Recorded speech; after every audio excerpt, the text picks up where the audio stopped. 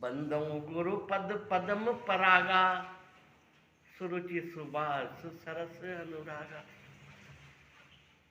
प्रातः वंदनीय परम पूज्य ब्रह्मलीन गुरुदेव ऋषानंद जी के पद पदम परागों का स्मरण करते हुए वंदन करते हुए हम आज वर्ष 2024 के वक्तव्य का प्रारंभ करते हैं। और गुरु की वंदना से ही हमारी आज बात हम प्रारंभ करेंगे।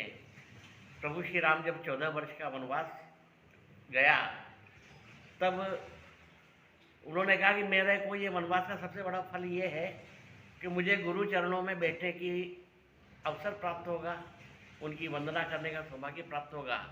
तो वे अत्रि के आश्रम में गए, अगस्त्य के आश्रम में गए, वाल्मीकि जी के आश्रम में गए, सभी गुरुओं के दर्शन किए। वाल्मीकि जी के आश्रम में जब गए तब उन्होंने वाल्मीकि जी ने पूछा कि मैं 14 वर्ष का वनवास लेकर आया हूँ, तो मुझे आप उचित स्थान बताइए कि मैं कहाँ रहूँ। तब वाल्मीकि जी ने उन्हें 14 स्थान बताए। उसमें से एक स्थान यह था कि तुम ते अधिक गुरु ही जी जानी, सकल भाई से वही सन्मानी, सब कर मांगई एक फल, राम चरण रति हो, तिनके मन मंदिर बसऊं, रघुनंदन दो।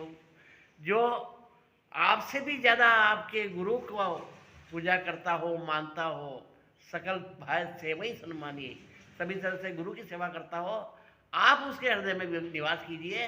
जो गुरु की वंदना करता हो, गुरु का सम्मान करता हो, तो गुरु का जो सम्मान नहीं कर सकता उसके हृदय में भगवान श्री राम निवास नहीं करते हैं। और जिसके भगवान श्री राम कब निवास करते हैं? जब गुरु की कृपा होती है।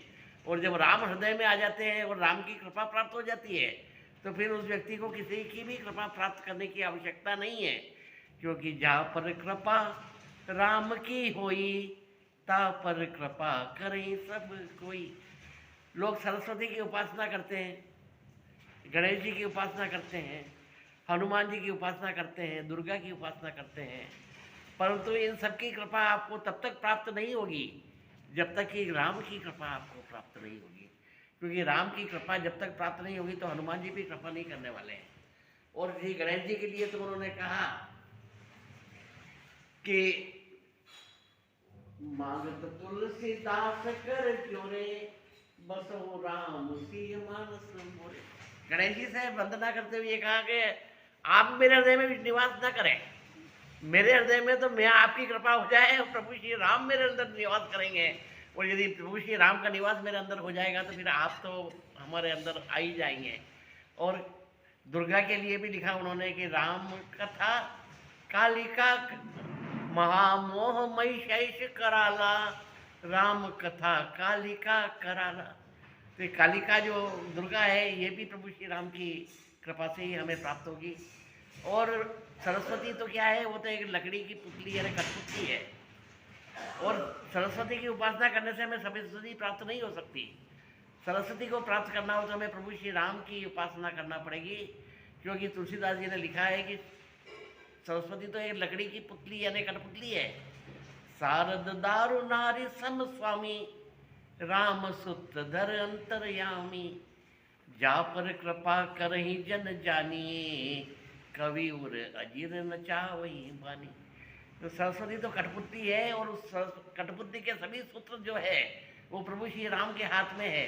और वो जब राम की कृपा जिसके ऊपर होती है उसके हृदय रूपी आंगन पे प्रभु श्री राम उस सरस्वती रूपी कठपुतली को नचा देते हैं और वो विद्वान बन जाता है, ज्ञानवान बन जाता है, प्रज्ञावान बन जाता है।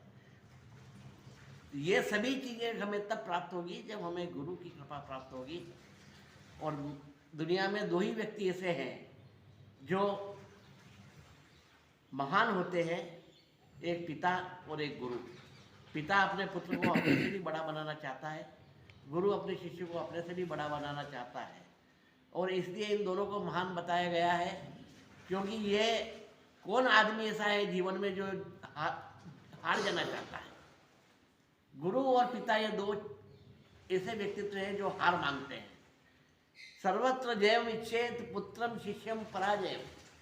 मनुष्य सभी जगह जीतने की इच्छा रखे, परंतु अपने पुत्र से पिता और अपने शिष्य से गुरु हारने की इच्छा रखे, क्योंकि उनकी हार में ही, शिष्य की जीत में ही गुरु की, अगर गुरु हार गया तभी शिष्य की जीत है, पिता हार गया तभी पुत्र की जीत है। यदि पिता जीत गया तो पुत्र हार जाता है, गुरु जीत गया तो शिष्य हार जाता है।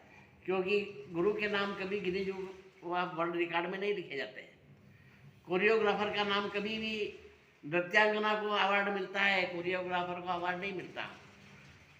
प्रोड्यूसर डायरेक्टर को कोई नहीं जानता, हीरो को सब जानते हैं।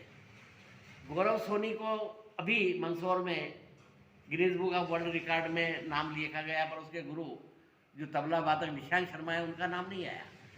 खिलाड़ियों को गोल्ड मेडल मिलते हैं, उसके कोच को नहीं मिलते हैं। गुरु तो पर्दे के पीछे अपने शिष्य को महान बनाता है और पिता अपने पुत्र को महान बनाता है। इसलिए गुरु और पिता एक ही शब्द कहते हैं कि मेरे बच्चों, मेरी उंगली न पकड़ो, मेरी ऐनक से दुनिया को न देखो, मेरे नक्शे कदम पे खाक डालो, मेरे रास्ते से रास्ता मत दिखा दो। मोहब्बत की नई तफसीर लिखो, बुलंदी की नई ताबीर लिखो, मेरी ख्वाहिश है तुम ये कर दिखाओ। उठो रफ्तार कुछ अपनी बढ़ाओ, पिछड़ने का बहाना चाहता हूँ, इसी में जीत पोशीदा है मेरी, मैं तुमसे हार जाना चाहता हूँ। तो पिता और पुत्र हार मानते हैं, क्योंकि अगर वो हार गए तभी उनके शिष्य की और अपने पुत्र की जीत होगी। इसलिए गुरु की महानता इसलिए है कि उसका नाम ही गुरु है, यानी गुरु का मतलब ही बड़ा होता है। लघु का मतलब छोटा होता है और गुरु का मतलब बड़ा होता है। तो वो बड़ा इसलिए है कि वो अपने शिष्य को और अपने पुत्र को पिता बड़ा बना देता है, शिष्य को गुरु बड़ा बना देता है।